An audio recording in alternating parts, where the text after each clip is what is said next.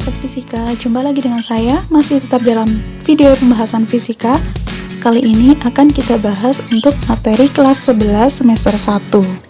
Materi pertama untuk kelas 11 di semester 1 ini adalah tentang momen gaya, atau ini merupakan bagian dari materi gerak rotasi.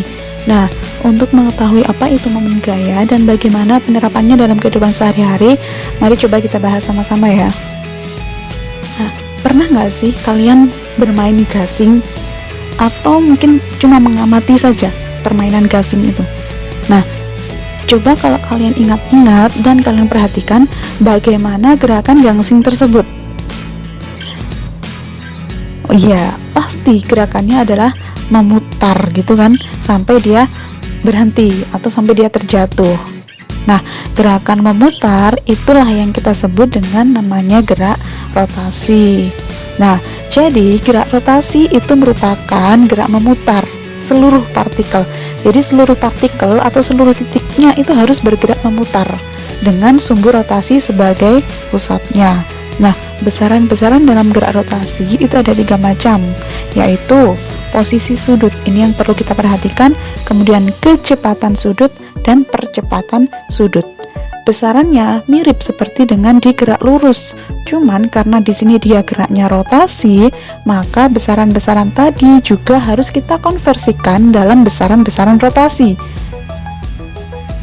Untuk posisi, ini kita menyebutnya posisi sudut.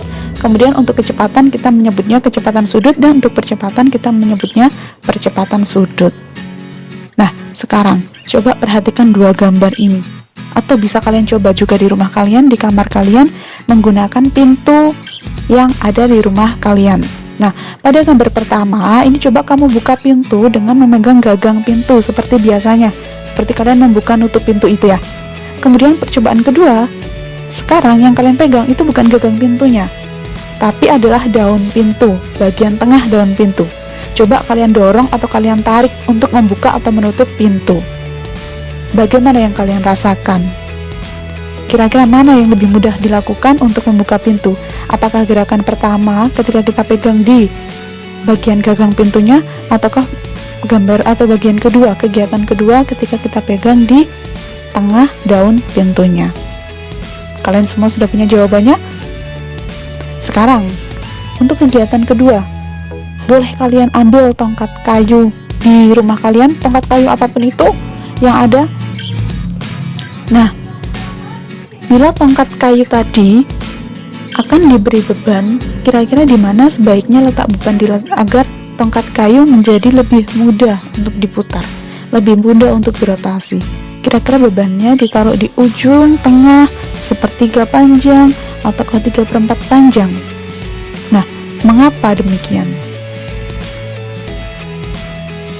Nah, tadi dari 2 kegiatan atau 2 percobaan yang sudah kita lakukan, semuanya ada kaitannya dengan besaran fisika yang kita bahas kali ini, yaitu namanya adalah momen gaya. Apa itu momen gaya? Momen gaya ini merupakan besaran yang dipengaruhi oleh gaya dan lengan, sehingga menyebabkan benda berotasi atau bergerak memutar. Sama halnya seperti kalian ketika mendorong meja, maka mejanya terdorong. Jadi yang menyebabkan meja terdorong atau meja bergerak itu apa?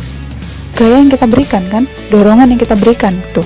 Nah, sekarang kalau misalkan kita memutar gagang kayu atau memutar tongkat kayu, apa yang membuat kayu tersebut berputar? Nah, pasti dorongan kita yang menggerakkan memutar itu kan. Dorongan kita yang menggerakkan memutar itulah yang kita sebut dengan momen gaya. Nah, momen gaya di sini nanti dipengaruhi oleh 2 besaran. Yang pertama adalah lengan gaya, yang kedua adalah gaya itu sendiri. Gaya itu berarti seberapa kuat kita mendorong benda itu. Kemudian lengan gaya ini adalah jarak antara sumbu putar ke posisi kita memberikan gaya. Nah, jarak antara sumbu putar dengan gayanya itu harus saling tegak lurus. Kalau misalkan nanti tidak tegak lurus, maka salah satu harus ditarik garis perpanjang supaya membentuk sudut siku-siku atau saling tegak lurus. Nah, contohnya seperti pada gambar ini.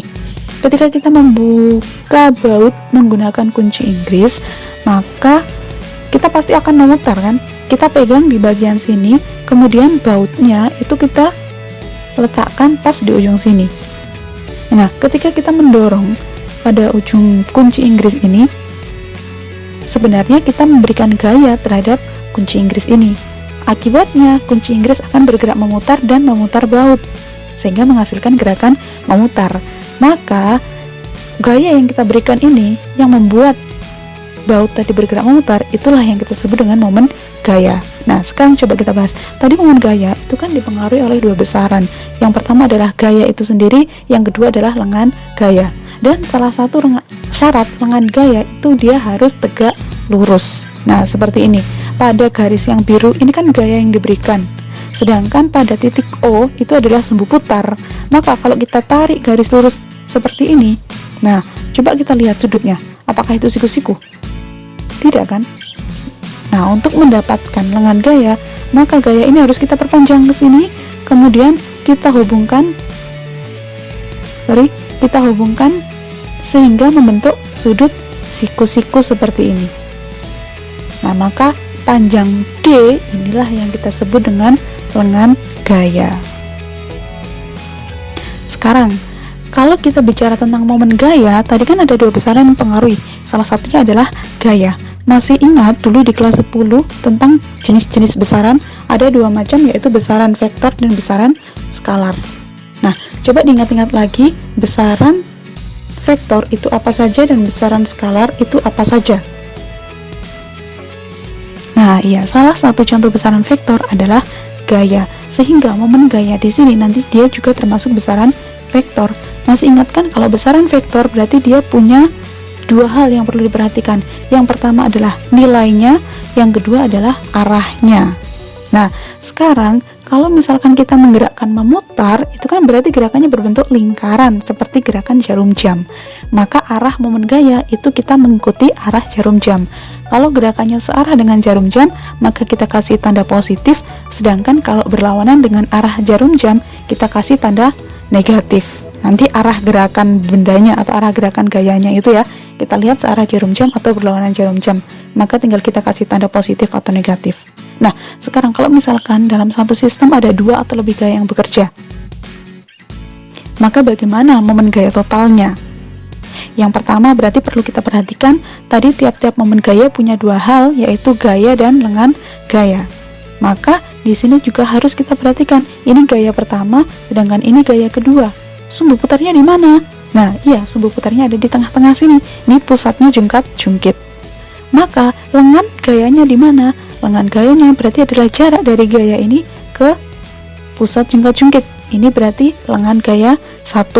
Sedangkan dari gaya kedua ke pusat jungkat-jungkit, ini berarti lengan gaya kedua.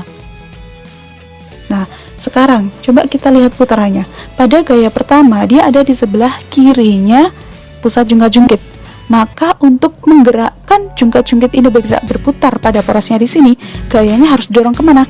Apakah ke kanan atau ke kiri? Iya, benar. Berarti gayanya harus dorong ke kanan. Karena di sini maka dia akan bergerak memutar. Meskipun ke kiri juga bisa, tapi di sini kita pilih pilihan yang menghasilkan gaya ini menempuh jarak terdekat untuk menuju pusat rotasi atau pusat putaran.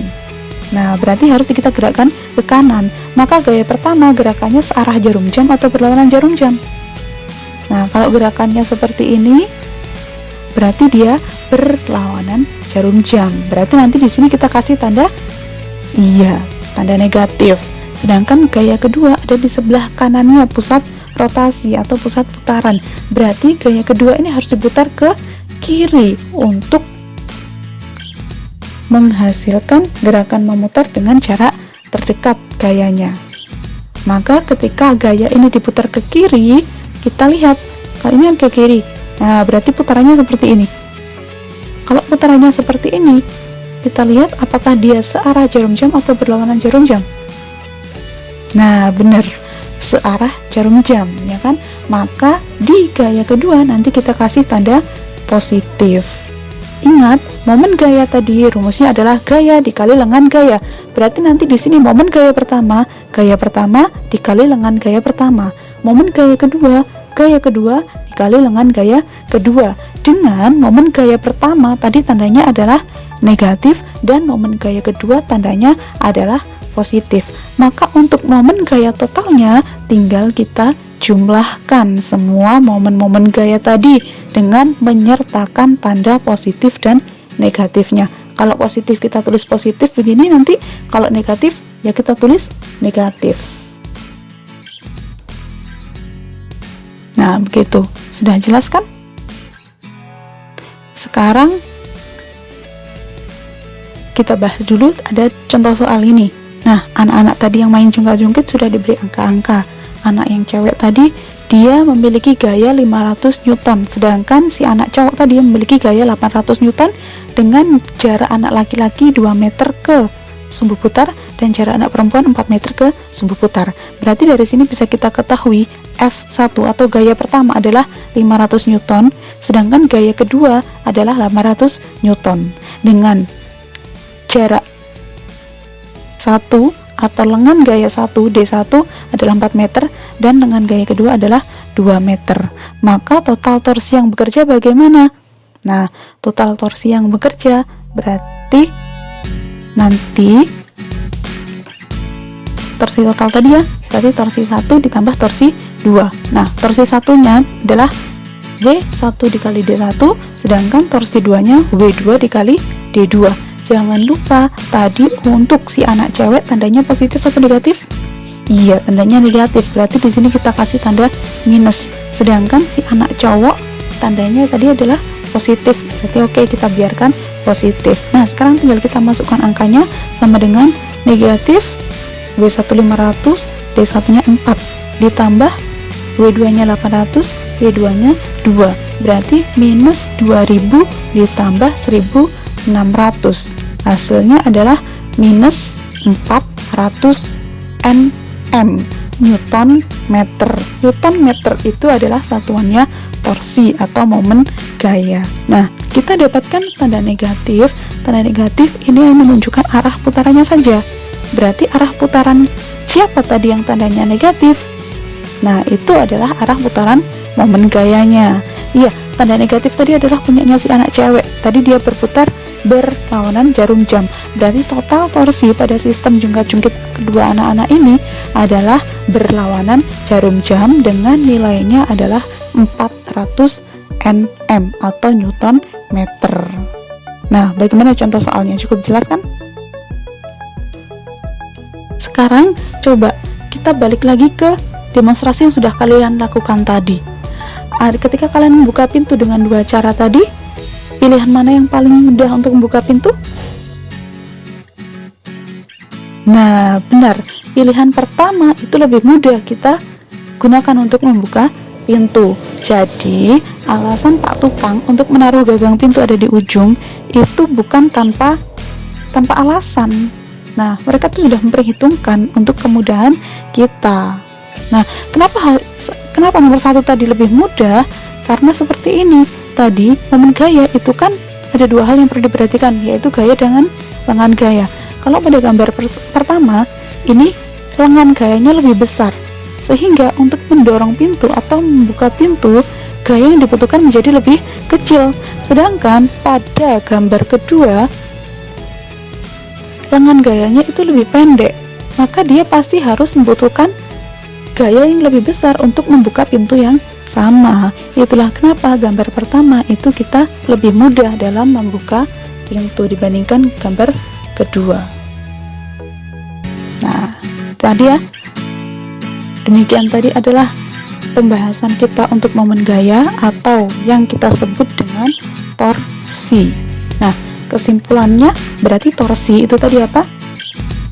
Ya, torsi adalah gaya yang menyebabkan atau gaya yang diberikan pada suatu benda sehingga benda bergerak secara berputar.